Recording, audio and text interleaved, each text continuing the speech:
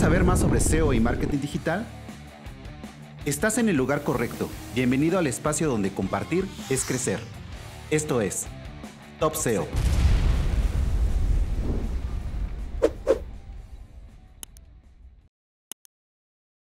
Hola, bienvenidos, bienvenidas a este nuevo episodio de Top SEO. Hoy tenemos un invitado simplemente genial. Él es Fernando Macía. Fernando tiene casi 20 años de experiencia en el posicionamiento orgánico y este amplio background lo ha llevado a escribir más de 10 libros de marketing digital y de SEO, a ser ponente en los eventos más importantes a nivel mundial, a ser docente y también director general de la agencia Human Level. Este episodio llega a ustedes gracias a Ahrefs, la mejor y más completa herramienta SEO del mercado. Te invitamos a que pruebes Ahrefs Webmaster Tools totalmente gratis. Mejora el SEO de tus sitios web y supera tu competencia. Solamente entra a ahrefs.com y date de alta. Fernando, muy buenas tardes allá en España, buenos días aquí en América. ¿Cómo estás? Hola Miguel, pues nada, estoy encantado de participar en este podcast y encantado de estar contigo y con todos los oyentes que quieran escucharnos y que quieran verlo. Bueno, y como se habrán dado cuenta, nuestro invitado el día de hoy para retomar esta nueva temporada del podcast que estuvimos ausentes algo de tiempo por cuestiones personales, es el maestro de maestros, Fernando Macía. Fernando, eres director de Human Level, una agencia dedicada al posicionamiento. Eres también docente en K-School, en el máster de SEO, y tienes más de 10 libros escritos sobre SEO y marketing digital. ¿Quién es Fernando Macía? Bueno, pues Fernando Macía, por decirlo, digamos, muy corto, es una persona que estudió ciencias de la comunicación, ciencias de la información aquí en España, que montó inicialmente una empresa que se dedicó a trabajar en diseño gráfico, comunicación, publicidad tradicional, pero que a mí me encanta la tecnología y a finales de los años 90 pues aparece este fenómeno del entorno web, pues yo me pongo a diseñar webs pues con los primeros programas y poco a poco esto me fue enganchando, descubrí el SEO y la analítica web alrededor del año 2000, 2001, me empecé a meter, empecé a estudiar y empecé a tratar de entender en qué consistía y para qué servía esto. Y bueno, pues tuve la suerte de quizá estar en el momento oportuno, en el sitio oportuno. Y bueno, no es que yo tuviera la clarividencia de saber en aquella época en qué se iba a convertir el SEO y que el SEO realmente se iba a convertir no en mi medio de vida, en mi vocación, en mi pasión, porque la verdad es que al final, a lo largo de estos 22 últimos años, ha sido eso, mi pasión, mi vocación, mi medio de vida. Pero en aquella época yo realmente no lo supe y fue una suerte de estar en ese momento y que mi curiosidad me hiciera pues inclinarme a saber más sobre estos temas de marketing digital que empezaban y tener la suerte de ser pues uno de los pioneros aquí en España. Así que, bueno, tuve esa suerte. Creo que para alguien que empieza ahora sería más complicado. Nosotros tuvimos esa suerte y poco a poco pues, me fui haciendo un hueco que después al pasar de los años pues, se ha ido agrandando y afortunadamente pues bueno, tengo una empresa que hoy en día funciona muy bien. Me siento muy orgulloso del trabajo que hacemos. Tenemos unos clientes estupendos en España, en Europa, también algunos en Latinoamérica. Y bueno, pues ese soy yo, básicamente. Toda una carrera y una vida ya dedicándote al SEO. Con tu experiencia, tú has visto cómo ha cambiado, ¿no? ¿Cómo era hacer SEO en aquellos tiempos, en el 2001 o 2000, cuando tú empezaste, a cómo es el día de hoy? Bueno, ha cambiado radicalmente porque Google hoy en día es mucho más inteligente. En aquella época era mucho más fácil posicionar, pero por dos aspectos, tanto porque Google ahora es mucho más inteligente como porque en aquella época no había tanta competencia. Ten en cuenta que en el año 2000, 2001, aquí en España prácticamente nadie había oído hablar del SEO, con lo cual la mayoría de las empresas, programadores que desarrollaban sitios web en aquella época, no se molestaban ni siquiera en definir títulos de página ni descripciones, es decir, las cosas más básicas del SEO, que en aquella época servían ya para posicionar, como nadie las cumplía, realmente pues en el momento que buscabas un sitio web y redactabas unos títulos con un poquito de malicia, ponías las palabras clave en unos cuantos sitios en la página, básicamente ya estaba hecho. Es decir, no había prácticamente competencia y además Google era mucho, mucho más sencillo su algoritmo. Así que eso, digamos, es como era el SEO en aquella época, mucho más fácil. También es cierto que en aquella época hacíamos el SEO mucho más a ciegas, no había ninguna documentación, prácticamente nadie todavía sabía nada de SEO. Yo empecé a seguir a Danny Sullivan, que en aquella época era el primero que estaba empezando a hablar de temas de posicionamiento en buscadores, pero no había ninguna documentación oficial de Google, por supuesto, directrices, no había Google Search Console, es decir, no había nada, no había prácticamente herramientas. De hecho, la única herramienta que yo usé en aquella época y que un poco me ayudó a conocer el SEO fue Web Position, una herramienta de monitorización de posiciones que solamente servía para eso, para saber en qué posición aparecías para una lista de palabras clave en una serie de buscadores. Y digo buscadores porque en aquella época no era solamente Google. Esta herramienta buscaba también en Lycos y en Ask Jeeves, en All the Web, en Fast, en distintos buscadores que había en aquella época. Google todavía no había llegado a tener la cuota de mercado que tiene hoy.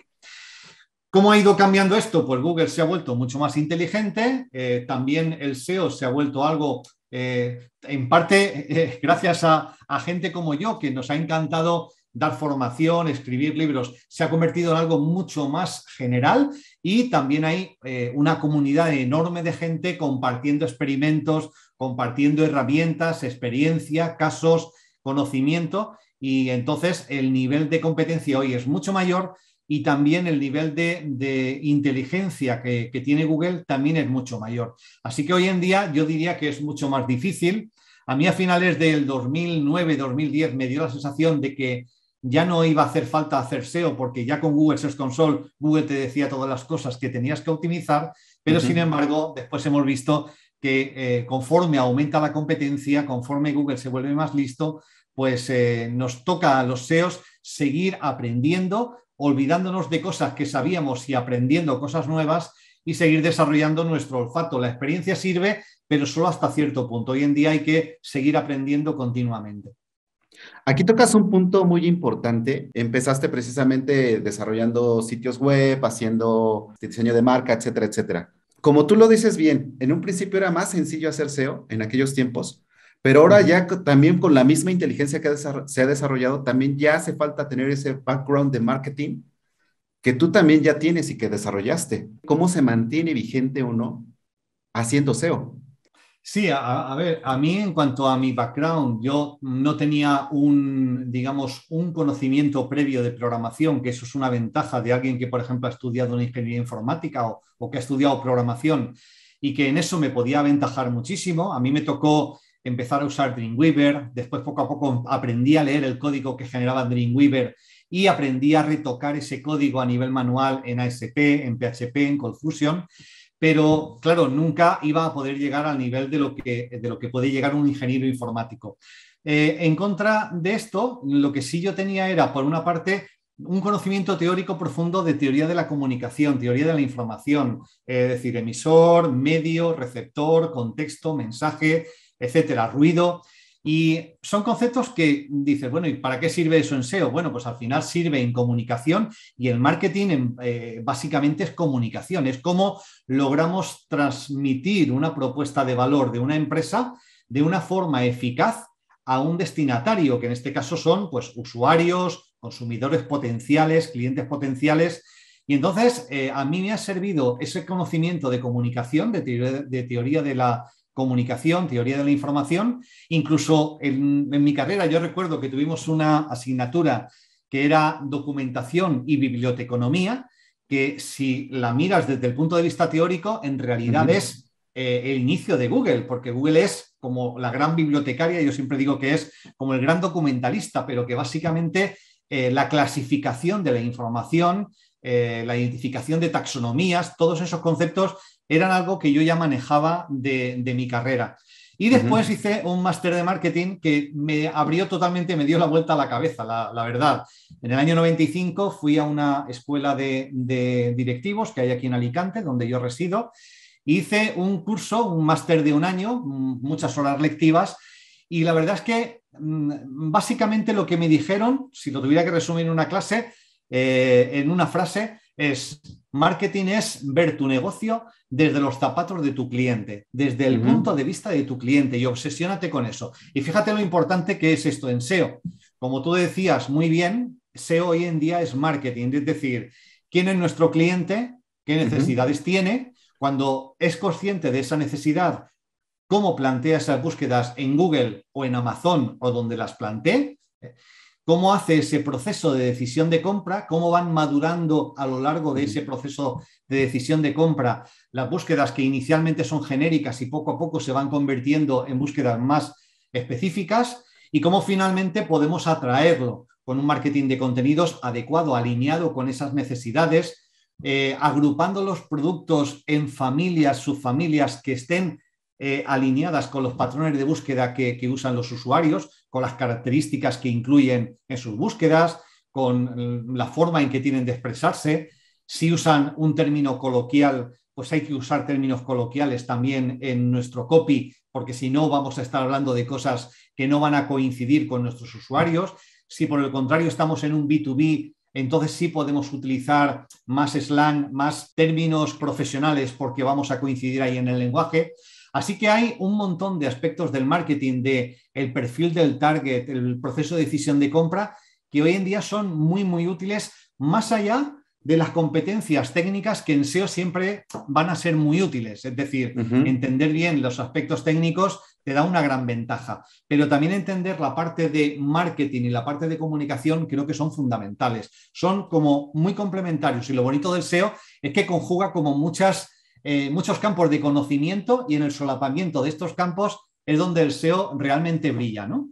Este tema que es muy interesante y que se habla muy poco cuando hablamos de podcast de SEO, porque nos vamos mucho a la parte técnica. Yo siento que precisamente con esta evolución, esta inteligencia que Google ha estado desarrollando, también tenemos nosotros como SEOs que desarrollarnos en estas áreas de conocimiento que tú nos estás diciendo, como es el marketing y la comunicación, porque es algo que yo comentaba el otro día con un posible cliente.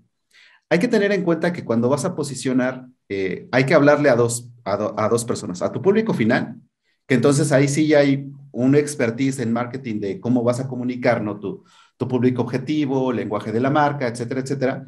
Pero hay un interlocutor en medio, que es un motor de búsqueda. Correcto.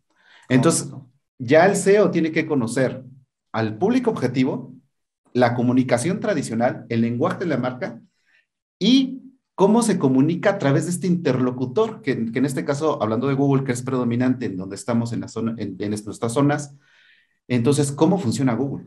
Y hacer ese match para que cuando el cliente llegue, a lo mejor mucha gente me dice, oye, ¿cómo bajo el porcentaje de rebote? Pues a lo mejor sí estás bien haciendo las cosas técnicamente en SEO, pero a lo mejor no estás comunicando de la manera adecuada, ¿no? Súper interesante esto que planteas, Miguel, es súper interesante, y además es algo que está volviendo mucho más bonito el SEO, porque es decir, es ir más allá de la parte técnica y entender también la parte humana, ¿no? Fíjate que mi empresa se llama Human Level, que es nivel humano, ¿vale?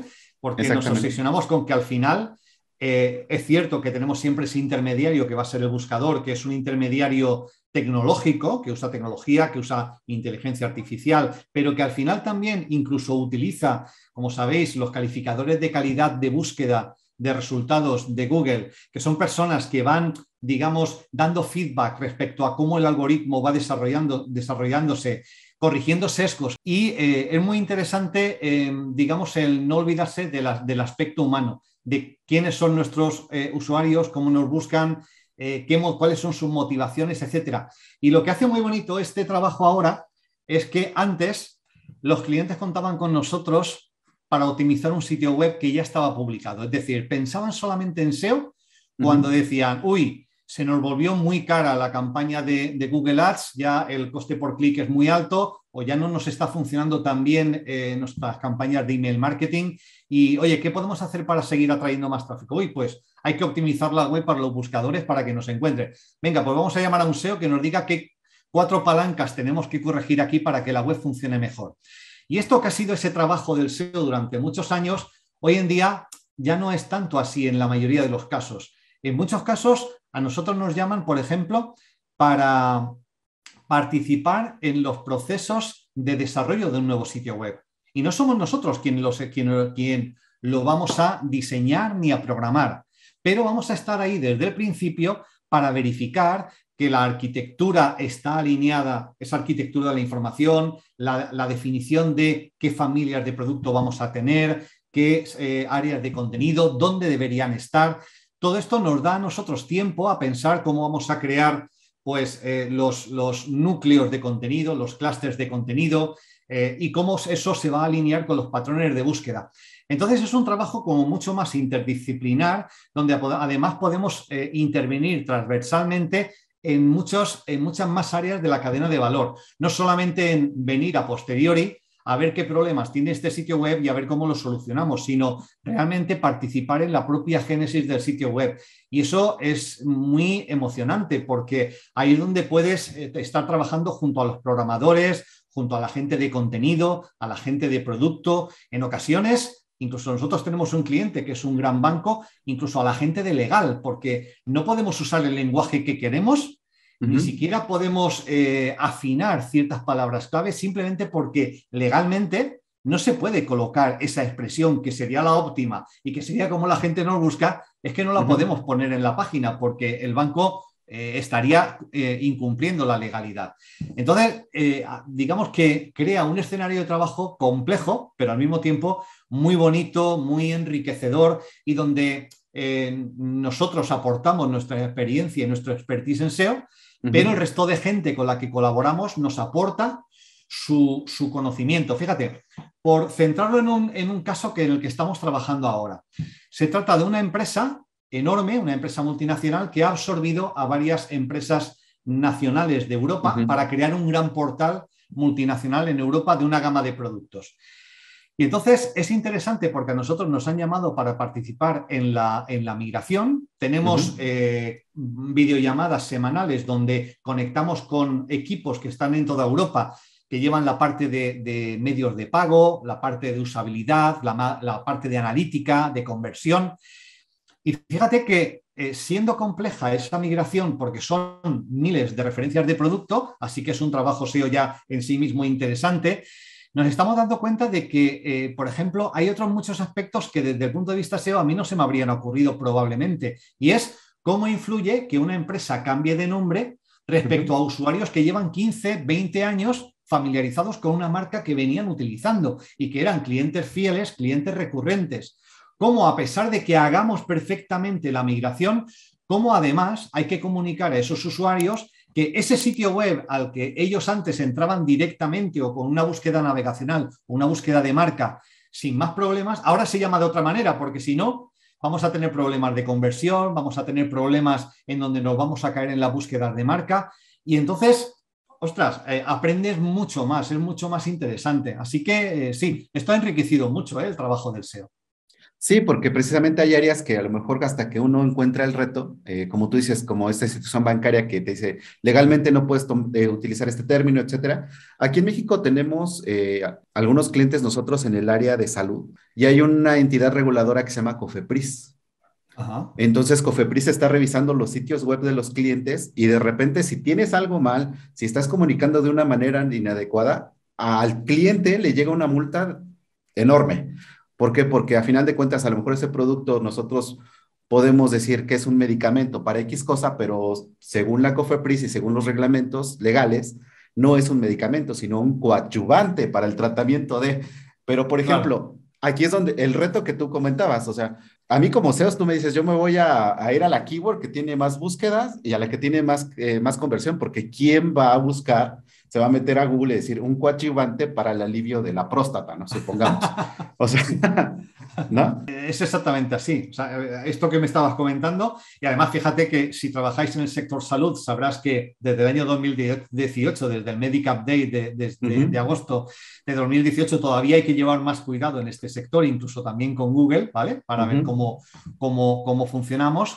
Pero la gente, por ejemplo, busca vuelos baratos. Y da igual que al final vaya a viajar con una línea aérea con Qatar o vaya a viajar con Vueling o con Ryanair. La gente busca vuelos baratos siempre porque es por definición. Si no trabajas para una línea low cost, ¿cómo trabajas la keyword vuelos baratos? O la gente busca hipotecas sin comisiones o busca cuenta bancaria sin gastos. Bueno, pues En muchos bancos no hay cuenta bancaria sin gastos, pero le tienes que ver cómo le podemos dar una vuelta para lograr posicionar en las búsquedas que hace la gente sin Ujú. decir nada que no sea cierto, porque en ciertos sectores, como ese que has comentado tú, de salud, pues tiene esta regulación que, bueno, hay que ser riguroso, pero al mismo tiempo tenemos que tratar de pegarnos al máximo a cómo la gente busca. Así que es un trabajo muy, muy interesante. Retomando lo que veníamos platicando de cómo era en un principio, cuando en aquellos tiempos, diría mi niña, cuando empezaba el SEO,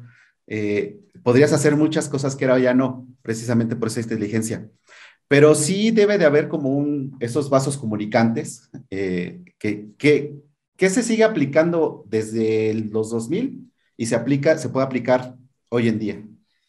A ver, de las cosas más básicas que se aplicaban en el 2000, que se siguen aplicando hoy en día, pues yo diría que una página tiene que tener un buen título porque es la forma en que el usuario te va a ver en muchos casos en los resultados. Sabemos que hoy en día Google reescribe muchas veces los títulos de página, también puede reescribir las descripciones, pero nosotros tenemos que poner lo mejor de nuestra parte para poner un título acertado a cada página, para poner una descripción que enganche, que tire del usuario y que provoque que el usuario haga clic. Esto no ha cambiado, esto sigue siendo igual en el año 2000 que actualmente. Es cierto que en aquella época no tenías título, Google no se inventaba el título por ti, salías sin Ujú. título y ya. ¿Vale? Pero hoy en día sigue siendo importante un buen título, una buena estructura de encabezamientos que ayude a tener una cierta organización semántica de la página, sigue siendo interesante. Generar contenido que a la gente le sea útil, que si le es útil va a atraer tráfico, va a generar fidelidad en las búsquedas y va a generar enlaces, con lo cual va a ir incrementando la autoridad, la popularidad.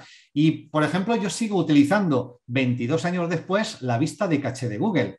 Yo Ujú. sé cuáles son las limitaciones, sé que no es digamos, una prueba perfecta de cómo Google ve una página, pero para mí la vista de caché, la fecha en la que Google archivó la última vez la caché, perdón, la página en la caché, el texto que ha podido ver, siempre me da indicios de qué problemas puede tener una página. Y cuando quiero hacer una revisión muy, muy rápida de un sitio web sin usar herramientas o usando las mínimas, la vista de caché va a ser algo que siempre voy a hacer. La organización de la página que tenga una navegación adecuada, que tenga una navegación lógica, que los menús sean navegables, que los enlaces sean rastreables, eso sigue siendo fundamental. Lo era en el 2000 y sigue siendo hoy en día. Hay gente que dice, bueno, pero no pasa nada porque podemos poner las URLs del sitio web en el archivo sitemap. Sí, en el sitemap Google puede descubrir la URL, pero la puede dejar en descubierta no indexada, como hoy en Ujú. día tanto estamos viendo en Google Search Console. URL descubierta o URL rastreada y no Y no indexada. indexada. Ujú. ¿Qué significa? Pues que Google sí, que Google ha descubierto la URL, que ha podido llegar a ella, pero que o no ha encontrado un contenido de suficiente valor o no ha encontrado que esa página en los caminos de navegación que llevan a ella sea importante en el sitio web. Y ha encontrado que hay otras áreas de contenido en el sitio web más relevantes que a lo mejor se alinearían en el mismo objetivo, en la misma palabra clave que esta página, con lo cual dice, esta ni siquiera la indexo. Hace 5, 10, 15 años Google prácticamente indexaba todo, Ujú. todo. Indexaba hasta lo que no querías que indexara. Y hoy en día no. Hoy en día Google No, se ha vuelto mucho más selectivo. hoy en día no indexa ni siquiera lo que quieres que indexe, ¿no? En algunos Es, casos. en algunos casos sí, o tan rápido como quieres que O indexe. como, Y da sí. igual. Ujú. Cuando Google lanzó el inspector de URLs y vimos el botoncito de enviar, dijimos, bueno, ya está todo arreglado. Ajá, Hacemos el inspector de URL, le hacemos clic al botón y ya tenemos indexada la página. ajá, Qué poco nos duró esa alegría, ¿eh? Porque sí. enseguida empezó a retrasarse y es cierto que hoy en día del total de contenido que tiene un sitio web, digamos, hay un porcentaje que damos ya por hecho que Google no indexará nunca. Y bueno, hay que trabajar para que al menos todo el contenido importante, nuestros productos más demandados, realmente se indexen. Y ahí la arquitectura de la información, digamos que tiene mucho, mucho que decir. Sí, y aparte, fíjate qué bonito y qué interesante es el SEO, viéndolo más allá desde el SEO, porque ya hablamos desde la comunicación, el interlocutor, y ahorita ya estamos viendo cosas mucho más técnicas, pero que se unen y que hacen este conjunto de cosas, como dice Luis Villanueva, ¿no? El SEO es un rompecabezas. Sí, Entonces, puede tener piezas principales, pero dentro de esas piezas, esas mismas piezas son un rompecabezas, ¿no? Entonces, el SEO se está volviendo más complejo y, por ejemplo, ya ves que tú decías, ¿no? Llegó en algún momento en que pensé que los SEOs ya no íbamos a ser necesarios, pero yo considero que este grado de complejidad y este grado ya también de conocimiento adquirido, pienso que el SEO todavía tiene muchísimo camino por delante, ¿no? muchísimo, muchísimo porque además ahora incluso participan en los propios procesos de negocio de las empresas. Te pongo un ejemplo. Para algunos de nuestros clientes, nosotros mantenemos muestras de búsquedas, digamos, bastante genéricas por cada línea de producto o de servicio que prestan y vamos actualizando progresivamente estas muestras de búsqueda para comprobar si hay cambios en los perfiles de la demanda. Y nos damos cuenta de que a lo mejor el año pasado había un servicio que apenas se demandaba y ese servicio de repente, un mes, ha crecido un Ujú. poquito. Y vemos que el mes siguiente ha crecido más en búsquedas y el mes siguiente todavía más. Y hay veces que nosotros somos los que vamos al cliente y decimos, oye, que este producto nos lo estáis ofreciendo y lo que estamos Ujú. viendo aquí es que la demanda nos está diciendo que cada vez se va a vender más. Así que espabilad y vamos a trabajar en una sección de contenido porque esto está aumentando. Luego, incluso estamos trabajando ya no de forma reactiva, es decir, el cliente nos decía sus objetivos de visibilidad, nosotros veíamos cómo se buscaba y digamos, generábamos el contenido de la optimización, sino de forma proactiva.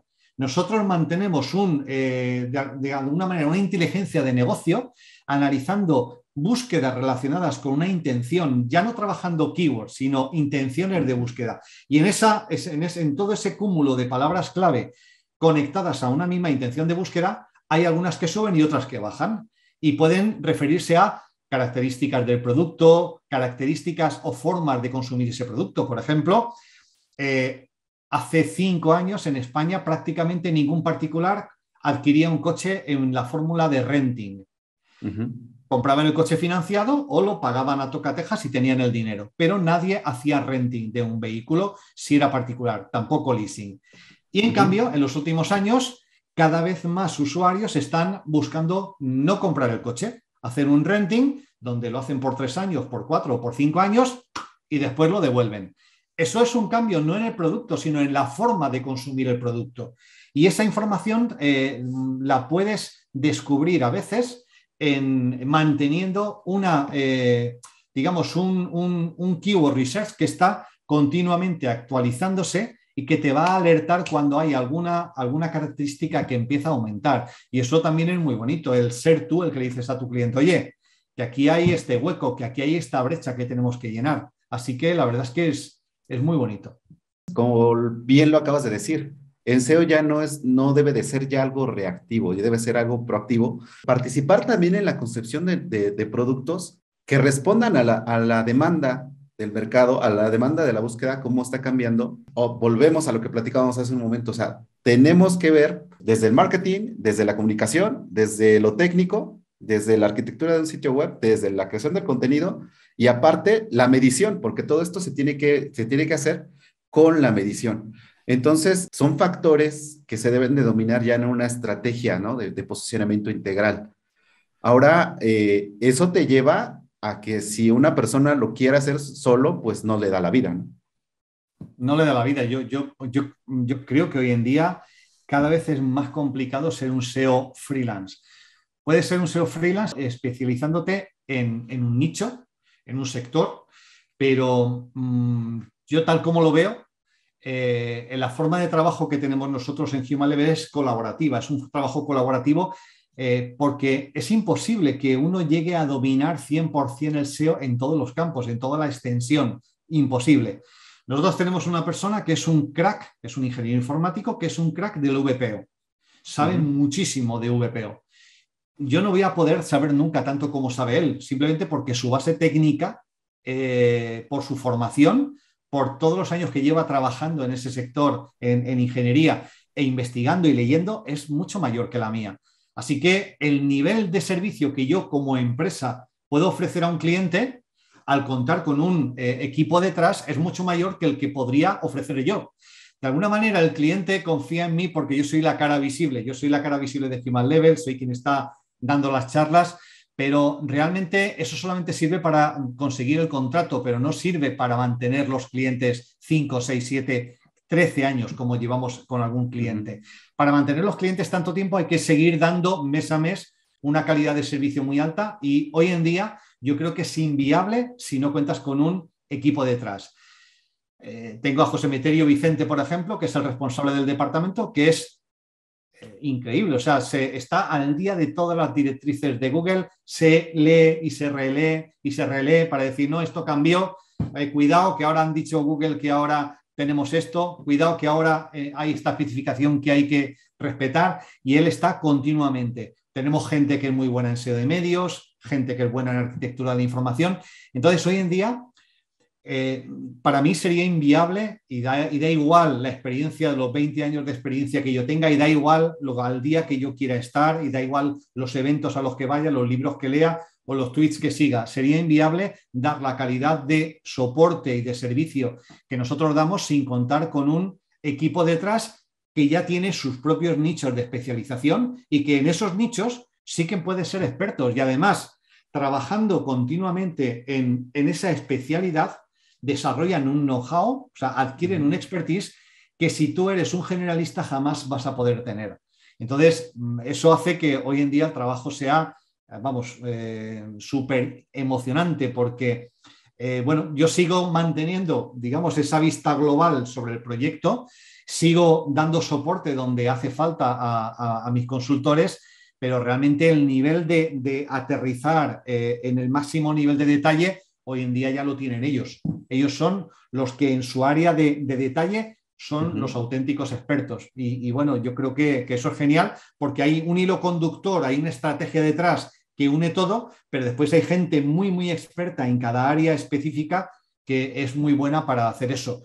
Y bueno, ahí entra de todo, arquitectura, medios, e-commerce, medición, temas de analítica, uso de herramientas y expertise para usar bien esas herramientas. Screaming Frog, se podría hacer un máster solamente de Screaming Frog, es decir, es una herramienta que yo creo que no conozco a nadie que sepa usar absolutamente todo lo que se puede hacer con Screaming Frog. Así que, bueno, hoy en día hay que aprender, pero yo creo que ni siquiera una persona es capaz de aprenderlo todo. Contar con un equipo hoy en día al máximo nivel donde quieres trabajar es fundamental. Fíjate que son cuestiones que se platican muy poco. Acabas de decir algo súper interesante y que yo he visto mucho con la agencia. Una cosa es que ganes el pitch y que ganes el cliente, y otra cosa es que se quede contigo. Tú me lo acabas de decir, un cliente que dura contigo 13 años es porque ya ve el SEO más allá de una inversión o de algo que se tiene que hacer a corto plazo, sino que forma parte ya de una estrategia de marketing. Y esa es también la pregunta que te quería hacer. El SEO ya no es, o ya no debería de ser solamente un canal de adquisición, debería ser parte fundamental de una estrategia digital. ¿Cómo explicar esa expansión que puede tener el SEO bien desarrollado de una manera profesional para una empresa o una marca? Bueno, pues yo creo que algunos de los puntos los hemos tocado ya. Es decir, ese ejemplo que yo proponía antes de, oye, estamos pendientes de cómo van cambiando las búsquedas y podemos alertar a nuestro cliente. Ese conocimiento puede venir por ahí. Puede venir también porque nosotros cuando tenemos un cliente estamos monitorizando continuamente a su competencia. Si su competencia lanza una estrategia nueva, un microsite, una nueva sección de contenido, nosotros vamos a estar ahí enseguida viendo lo que ha hecho y dando pautas para reaccionar rápidamente y neutralizar ese esfuerzo para posicionar. Pero también dando directrices, por ejemplo, de cómo se tiene que seguir desarrollando el sitio web. Esto yo creo que un ejemplo excelente es en el marketing de contenidos. En muchos sitios web puede haber un community manager o puede haber un web manager, alguien que se encarga de la web y que tiene el cometido de generar contenido para alimentar el blog y compartir ese contenido en redes sociales. Bueno, es un objetivo. Y oye, para ciertas categorías de producto, quizá es todo lo que hace falta hacer. Pero realmente, si trabajamos con una estrategia SEO, nos habremos hecho un mapa de visibilidad. Yo llamo un mapa de visibilidad de todos mis objetivos, todas las búsquedas, los patrones que un potencial cliente podría hacer para encontrarme, y yo tengo todos mis objetivos, todas las keywords donde a mí me gustaría ser visible. Gran parte de esas keywords que se responderán a búsquedas transaccionales, seguramente ya con mi propio portfolio de producto, familias y subfamilias, tendré, landing pages para dirigirme a esos objetivos. Pero habrá otras muchísimas búsquedas inspiracionales, comparativas, análisis, testimoniales, preguntas frecuentes, definición de términos, que representan una enorme oportunidad de posicionamiento con formatos de resultados, por ejemplo, resultados destacados, resultados enriquecidos, resultados de tabla, de ranking, etcétera, que presentan un montón de oportunidades. Y entonces pasar de una generación de contenido espontánea a una generación de contenido con una estrategia muy clara, donde se puede trabajar. Mira, me quiero posicionar estas palabras, y para estas palabras clave el formato van a ser contenidos en torno a 600 palabras con esta estructura de encabezamientos. El primer encabezamiento tiene que tener un formato interrogativo, la primera frase tiene que ser la respuesta a ese formato interrogativo y tiene que tener este formato de glosario organizado por categorías de contenido. Y con esto vamos a tratar de salir para un montón de definiciones como resultado destacado. Ahí hay una estrategia muy clara detrás. Eso va mucho más allá y es mucho más eficiente. Es cierto que no va a dar resultado de hoy para mañana, pero si tú realmente trabajas en calendarios editoriales con una estrategia SEO muy clara, el resultado al cabo de un año es verdaderamente brutal. No solamente para generar contenido que va a atraer tráfico, sino generar contenido también que puede viralizarse y que puede ser enormes oportunidades de generación de enlaces interesantes, de enlaces de sitios de autoridad y de enlaces completamente naturales, sin que haya que pagar por ellos. Entonces, quiero decir, ahí el SEO ya entra mucho más, en relación con toda la parte de negocio. Otro ejemplo.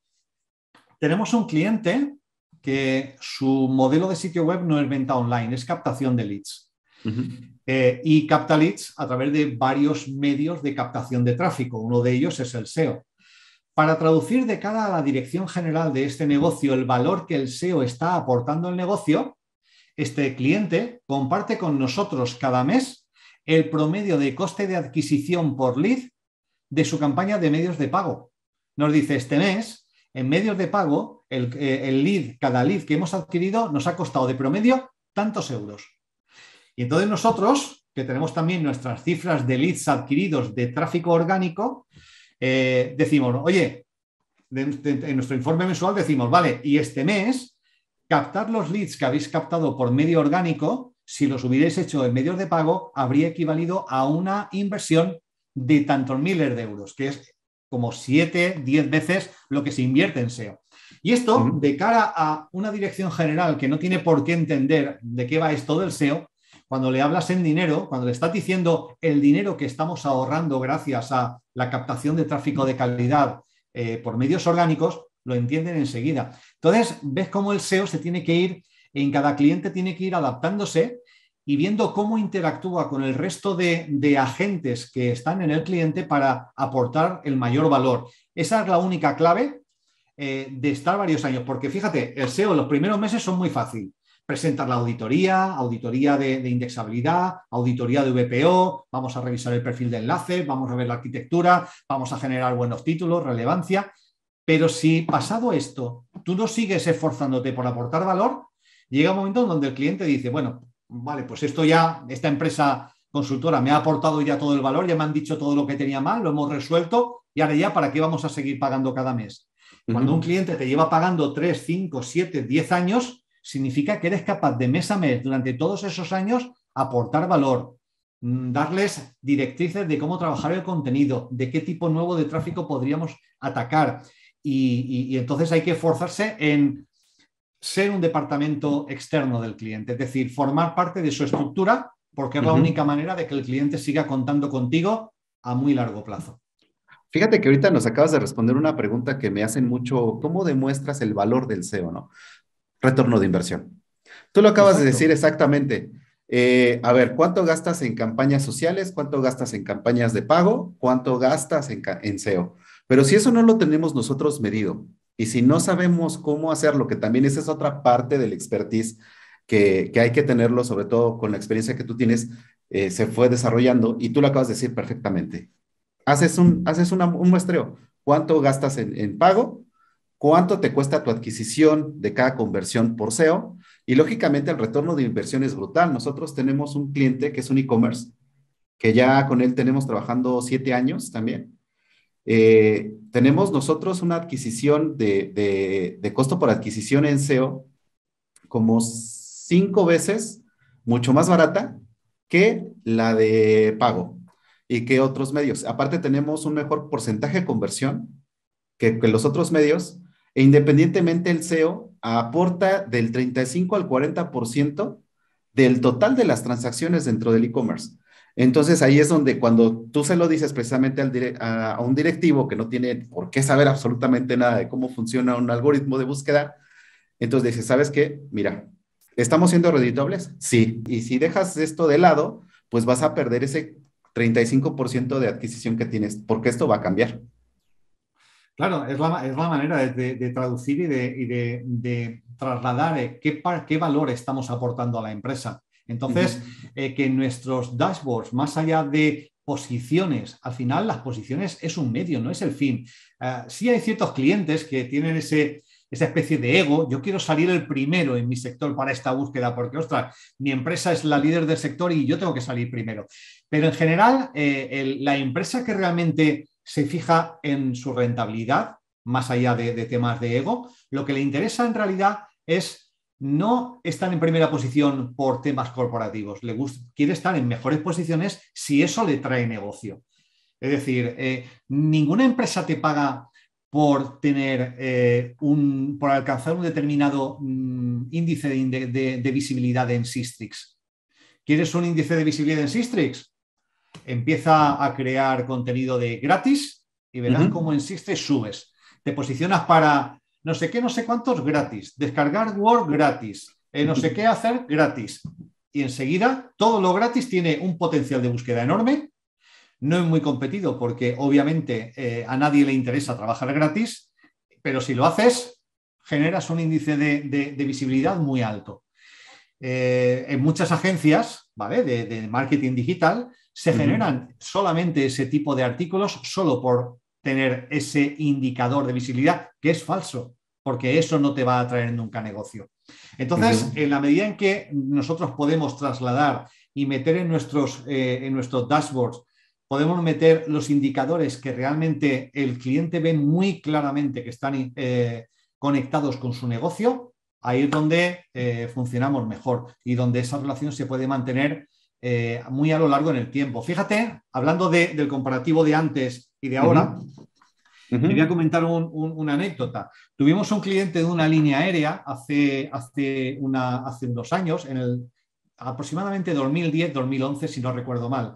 En 2010-2011, en Analytics todavía se podía ver la palabra clave que había llevado al usuario al sitio Ujú. web, todas las palabras clave.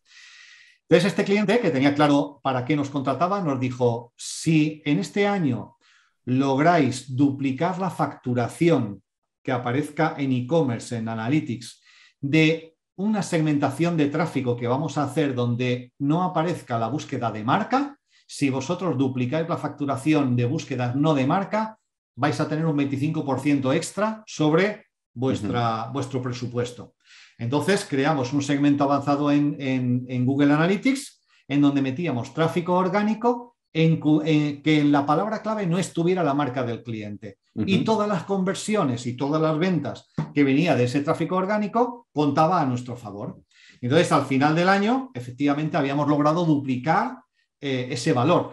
Era un indicador muy claro, pero en aquella época era muy fácil de medir. Hoy en día, Ujú. donde realmente no es tan sencillo medir la procedencia y la intención de búsqueda dentro de Analytics, pues no es tan sencillo, pero en aquella época era muy fácil y a nosotros nos sirvió para demostrar el valor que estábamos aportando, ¿no?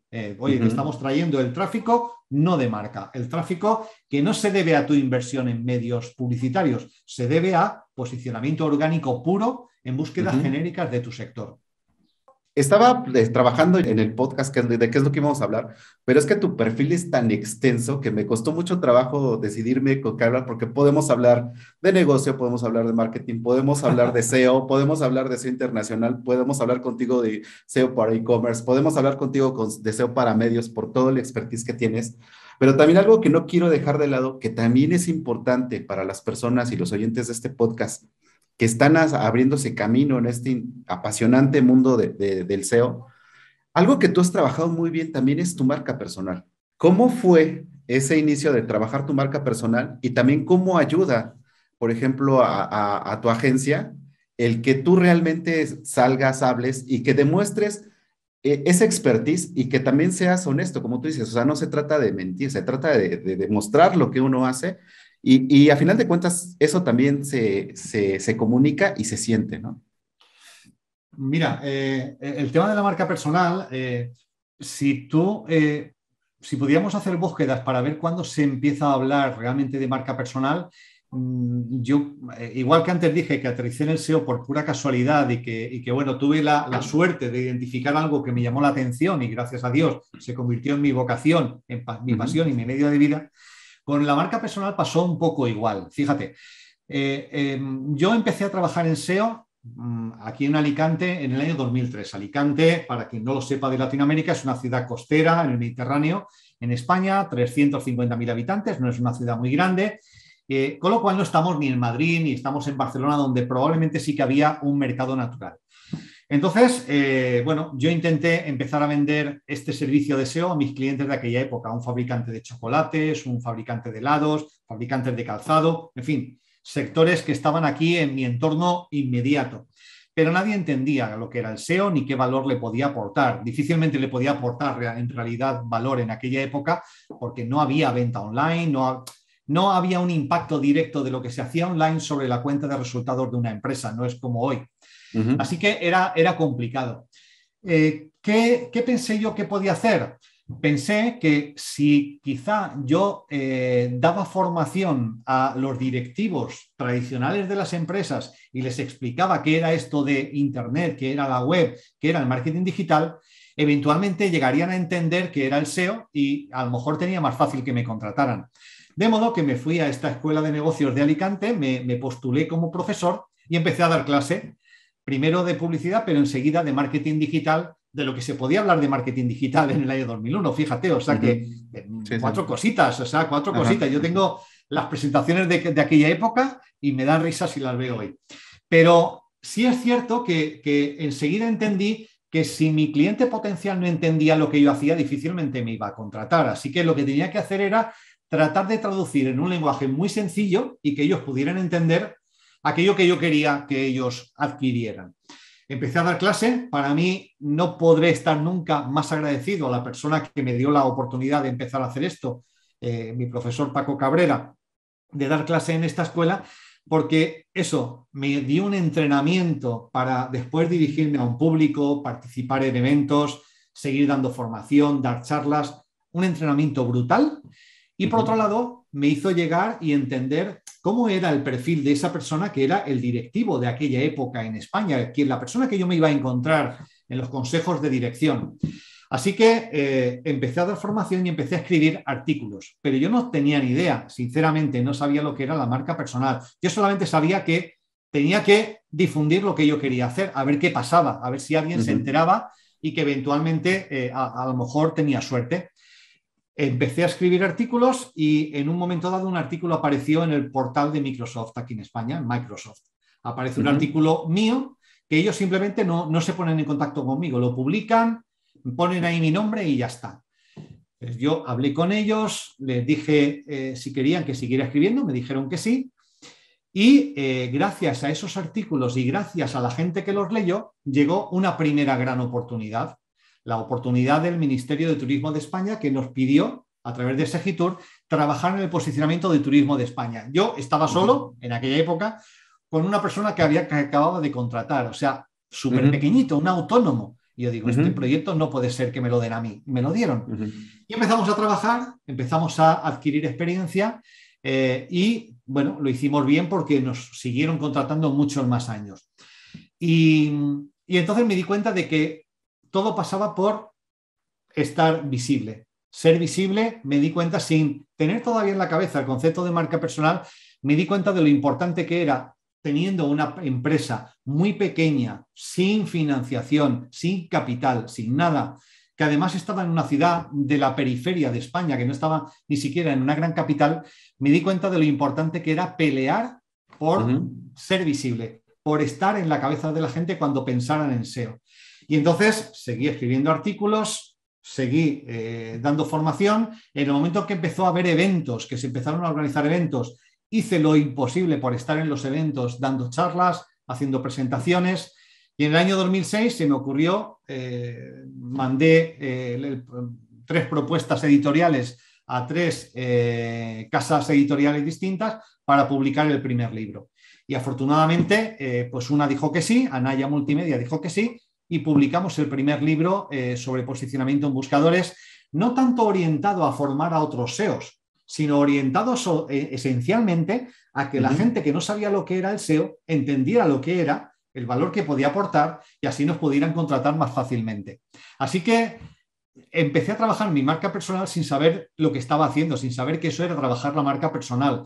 Y yo creo que en gran medida que eso tenga esa, digamos, esa apariencia de que es honesta, es porque yo lo hice yo lo hice sin ninguna intención de decir, me quiero presentar así ante el público. No, yo me presentaba como yo era.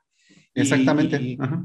y ya está. Y yo creo que esa honestidad y esa, digamos, esa transparencia, al final a la gente, yo me di cuenta de que le llega.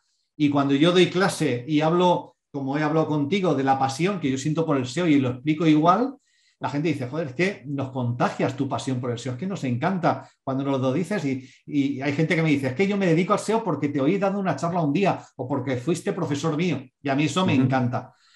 Y entonces, básicamente, en base a eso, fue creciendo esa marca personal en donde fueron poco a poco llegando clientes cada vez más importantes. Y bueno, el concepto de marca personal a mí me llegó muy tarde, me llegó cuando casi la tenía construida ya. Y bueno, pues lo único que yo he tratado de hacer es no destrozarla, porque Ajá. es lo que sí es cierto es que la reputación se tarda años en construirla y 10 segundos en perderla. Así que, Sí. bueno, yo trato de seguir siendo honesto, de Ujú. seguir siendo quien soy y de no, bueno, de tratar de no defraudar a quien deposita la confianza en mí o en mi empresa. Y nos dejamos la vida y el sueño para no defraudar a nadie, no defraudar las expectativas de nadie. Bueno, yo creo que eso lo he contagiado a mi equipo y mi equipo son gente súper involucrada que, igual que yo, si Ujú. aceptan un trabajo, es para hacerlo perfecto. Si no, no lo van a aceptar. Y yo creo que tengo muy buena gente ahí trabajando, sí. Realmente hay gente que hace un personaje para transmitir su marca. No llega a funcionar porque llega el momento en el que el personaje se desgasta, ¿no? Pero la honestidad debe de ser como un motor fundamental. A final de cuentas, hiciste SEO también con tu marca personal, porque orgánicamente te llegaron tas cosas, ¿no? De una manera que no lo buscabas, dijiste, por aquí es el camino y seguiste y también se aplicó, ¿no? ¿Hacia dónde crees que va a ir el SEO en estos años que vienen? Pues eso es la pregunta más complicada que me has hecho, ¿eh? Oye, acertar el futuro es complicado. Fíjate que en 2017 yo estuve en un evento en Seattle, fui al SMX Advanced en Seattle, que lo organizaba Danny Ujú, Sullivan, me hice mi foto con Danny Sullivan, ¿vale? Y con Bill Slawski. ujú, Y recuerdo que en aquel evento se empezaba a hablar del tema de la búsqueda de voz. A mí me llamó mucho la ujú, atención. Fíjate que en ese momento Google acababa de empezar a lanzar, empezaba a presentar los formatos resultado destacado. ujú, ¿Vale? Y el resultado destacado es lo que realmente se leía en voz alta como un resultado de voz cuando usabas búsqueda de voz. Si para esa búsqueda, que normalmente eran búsquedas informacionales, Google tenía identificado un resultado destacado, era el resultado que leía en voz alta. Así que hubo una charla que habló de estrategias para lograr conseguir el resultado destacado y pequeñas conexiones, qué conexión podía tener eso con la búsqueda de voz. Yo investigué un poquito más y en aquel momento encontré incluso estadísticas que decían que en el año 2020 o 2021, estamos hablando de 2017, ya la mitad de las búsquedas iban a ser búsquedas de voz. Lo cierto es que la realidad ha desmentido claramente esto. No sé cómo será en Estados Unidos, pero lo cierto es que en España en absoluto. Es decir, la búsqueda de voz de momento sigue siendo puramente testimonial. No dudo que en algún momento pueda desarrollarse más conforme los asistentes personales empiezan a ser más útiles, empiezan a hacer más cosas y nos acostumbramos a hablar con los ordenadores, nos acostumbramos a hablar con los asistentes, etcétera. Las últimas versiones, por ejemplo, de Mac, ya permiten que muchas de las cosas las puedes hacer hablando. Entonces, no dudo que eso pueda llegar, pero como tantas cosas antes, no va a ser tan rápido como pensábamos, va a tardar más tiempo. De las últimas cosas que hemos visto, y Gianluca Fiorelli, colega mío también que vive aquí en Valencia, cerquita, pero él es italiano, pero vamos, ya es afincado en España desde hace muchos años, él apostó también por el tema de la búsqueda de imagen. Es decir, hacer una foto de algo y usar eso como input para que Google me encuentre ese mismo producto, ese mismo vestido, ese mismo lo que sea, ¿no? Y por ahí también podría ir. No sé, son dos líneas que a priori parece que se podrían desarrollar. Lo que vemos que Google cada vez trata de mantener más tiempo al usuario dentro de su ecosistema, adaptando mejor digamos, los formatos, la maquetación de su página de resultados para ser la primera elección. O sea, nos aterra como SEOs que hemos pasado de un 60% o 56% de CTR siendo primera posición a solamente en torno al 30-31% y bajando. Y nos aterra que Google pueda seguir libremente extrayendo todo el contenido que tanto esfuerzo cuesta generar para responder directamente a los usuarios. En algún momento tendremos que llegar a algún intent cordial donde quienes generamos el contenido y Google, ¿vale? Nos mantenemos a la par. Esto es sobre todo importante de cara a los medios. Y algo que podría ser disruptivo podría ser el surgimiento de un nuevo buscador. Precisamente Ahrefs acaba de lanzar Yep como nuevo buscador. Tendremos que esperar a ver un poco que evolucione, que madure para ver cuánto de daño puede hacer a Google. Y también por ahí suena que Apple podría también desarrollar un buscador. De hecho, muchas de las búsquedas de Siri Siri es capaz de responderlas de una forma directa prácticamente igual que si las lanzáramos en la búsqueda de voz de Google, lo cual parece que algo están cociéndose por ahí detrás. Y a lo mejor Apple espera a que todo se transforme a interfaz de voz para entonces decir, no, el mundo de la interfaz de voz la vamos a dominar nosotros y nosotros aquí vamos a ser los reyes, con lo cual Google se va a quedar en el área de texto. Así que, bueno, resulta muy difícil vaticinar que nos va a traer el futuro, pero hay muchas líneas abiertas. Yo creo que hay que ser cauto, es decir, hay que estar con todas las orejas bien abiertas, viendo todas las tendencias, viendo lo que surge y tratando de estudiar todo lo que uno puede y después a ver si tenemos suerte y volvemos a dar otra vez, a dar con la tecla correcta la siguiente vez, no sé. Simplemente mantenerse, ¿no? Al día. Que también aquí lo que platicábamos hace un momento, ¿no? Estar muy al pendiente qué es lo que está sucediendo. Y como dices, realmente nosotros no sabemos hacia dónde va el SEO, pero lo único que sabemos es que hay algo que acuñó, no recuerdo quién, el SEO no muere, el SEO evoluciona. Sí, entonces hay que evolucionar junto con ello. Fernando, de verdad, como te digo, podemos platicar de muchísimas cosas. Tienes un background muy interesante, muy impresionante.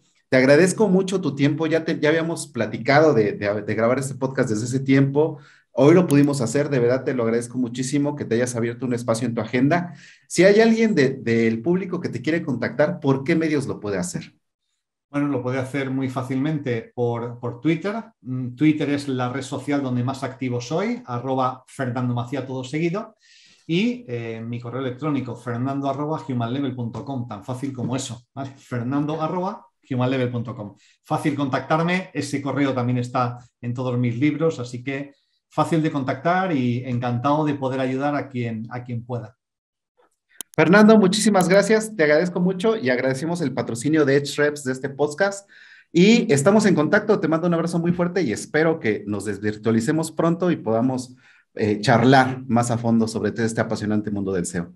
Ha sido un placer, Miguel, de verdad, ha sido un placer, muy interesantes las preguntas, me ha encantado compartir este rato contigo y con tu audiencia, que tengas mucho éxito y ojalá que tengamos oportunidad de virtualizarnos o de colaborar en algún otro momento para cualquier cosa. Ha sido un placer. 5, 4, 3, 2, 1, 0. Gracias por llegar hasta aquí. Esperamos seguir contando con tu presencia en nuestro siguiente episodio. Si te gustó este podcast, recomiéndanos, suscríbete y comparte. Esto fue Top SEO.